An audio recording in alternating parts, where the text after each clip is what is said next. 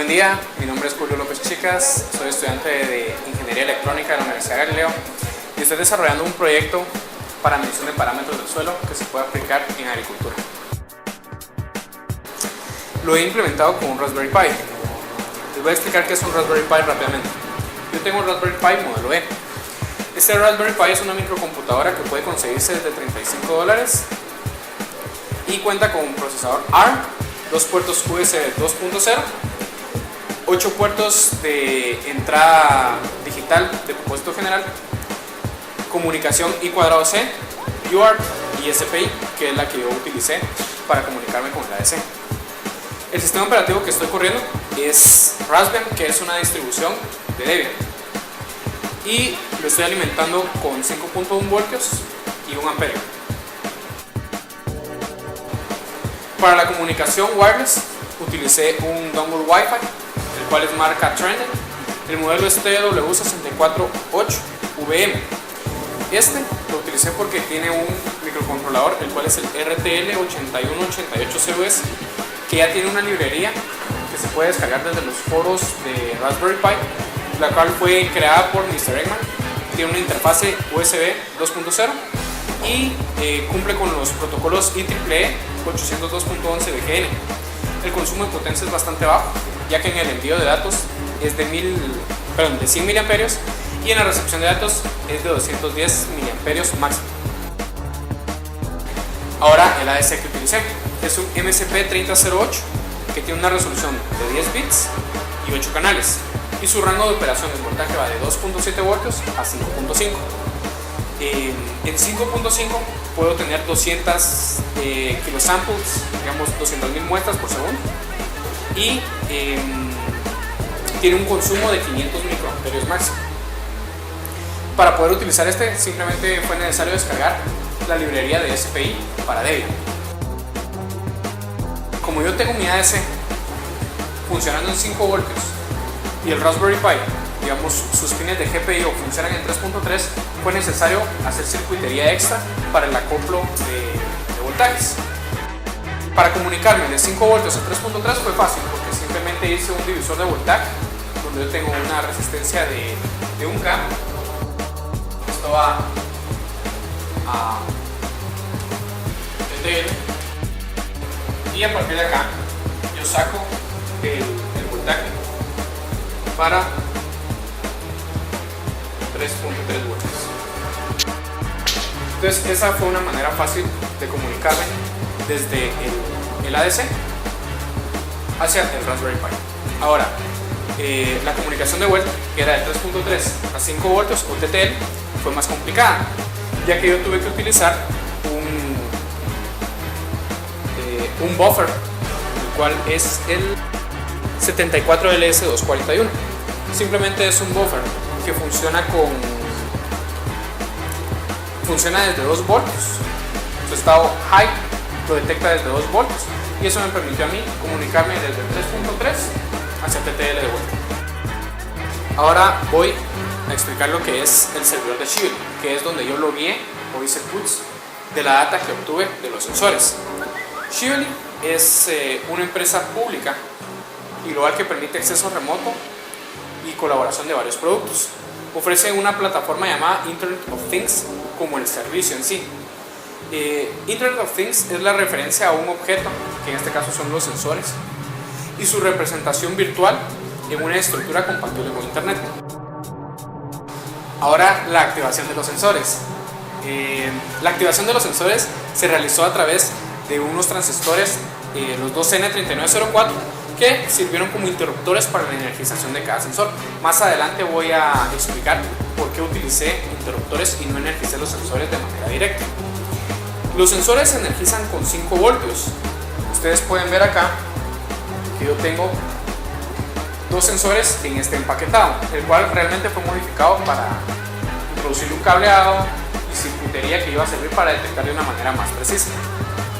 Tengo un electrodo de aluminio, un electrodo de cobre y puntas metálicas que me sirven a mí para poder medir lo que es la humedad. Los electrodos me sirven para medir lo que es el pH. Entonces, se energiza a partir del electrodo de cobre y se se envía hacia la Raspberry Pi por el electrodo de aluminio. ¿Por qué hice esto? Esto lo hice por la valencia electrónica que tienen estos elementos. Entonces, esto me permite a mí tener una diferencia de potencial que va de acuerdo con mi circuitería y no opuesta. Si yo tuviera conectado de manera distinta o opuesta, yo tendría un voltaje que se opone al que ya le estoy inyectando. Y yo no quiero eso, yo quiero que se sume el voltaje que estoy inyectando. Entonces, también se inyecta voltaje a través de la punta metálica asociada al electrodo de cobre, que es esta de acá. La señal de activación se envía a través de uno de los pines de GPIO que tiene el Raspberry Pi. Entonces, ¿cómo se realiza la lectura de los sensores? En primer lugar, tengo que mencionar que se realiza cada media hora. Es decir, de que yo tengo 48 lecturas por sensor diarias. Lo que yo leo, voy a poner acá.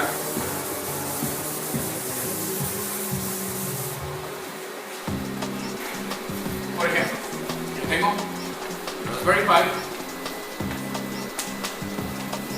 la circuitería y llego a los sensores, ¿verdad? Este de acá. Tengo electrodo de cobre, electrodo de aluminio, la punta asociada a cada electrodo, ¿verdad? Entonces, en el electrodo de cobre, yo ya dije que es donde yo alimento a 5 voltios. Y del de aluminio es de donde yo leo. ¿Sí? Entonces, yo lo que voy a tener acá es un resistor de 10 kiloohmios. Y en este punto yo mido el voltaje que cae acá. Ese voltaje se va a ver variado por la resistencia que se va a crear, ya sea en los electrodos o en las puntas que tienen humedad. Estos electrodos miden pH y las puntas miden porcentaje de humedad. Entonces, de manera experimental, yo determiné los valores y los linealicé. ¿Sí? Es una función lineal que me permite a mí detectar si estoy en un 0% de humedad o un 100% de humedad, o si mi potencial de hidrógeno en la plantación está variando de un rango aproximadamente de 6 a 8. Es necesario mencionar un problema muy importante que se presentó al hacer esto. Lo que sucedía es que al energizar todos los sensores al mismo tiempo, si variaba la lectura de uno de los sensores, variaba la de los demás. Y esto es causado por lazos de corriente. Y debido a que mi fuente de voltaje tiene una corriente limitada de 1 amperio, yo no podía pedirle más.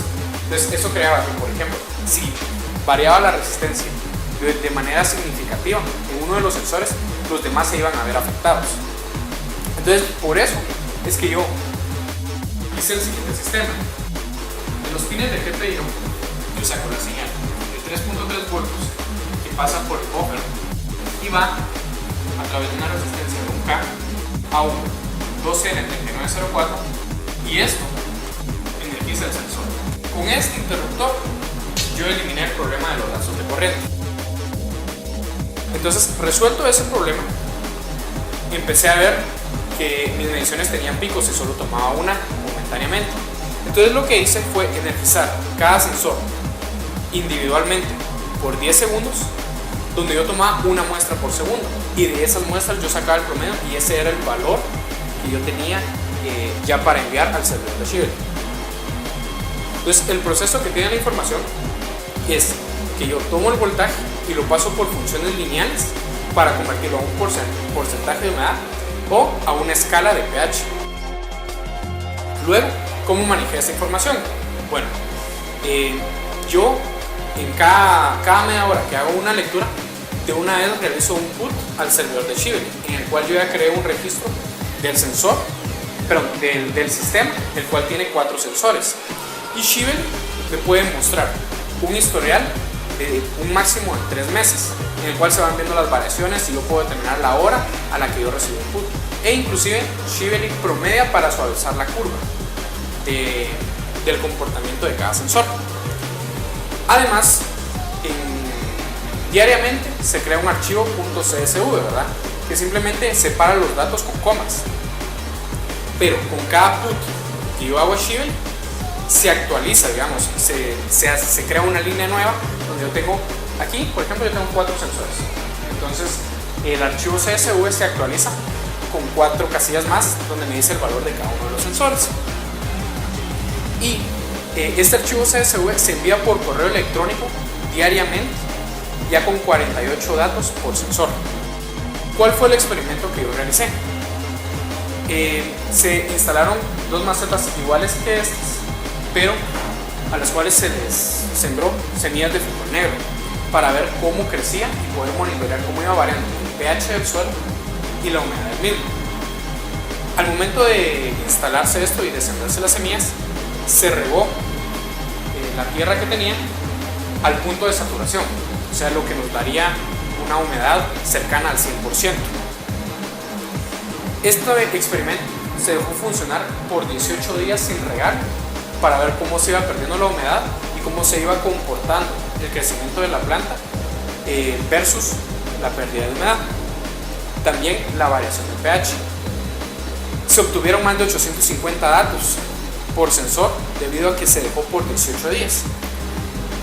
Ahora, este experimento fue satisfactorio porque se obtuvo lecturas ininterrumpidas, las cuales se pudieron subir al servidor de Shibboleth y se recibieron los correos electrónicos con los datos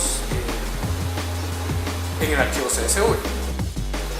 Algo que se debe mencionar es que lo que realmente es necesario realizar con este proyecto, que los resultados que arroja este experimento los pueda analizar un agrónomo para que determine el rendimiento de una plantación versus las condiciones del suelo. Muchas gracias.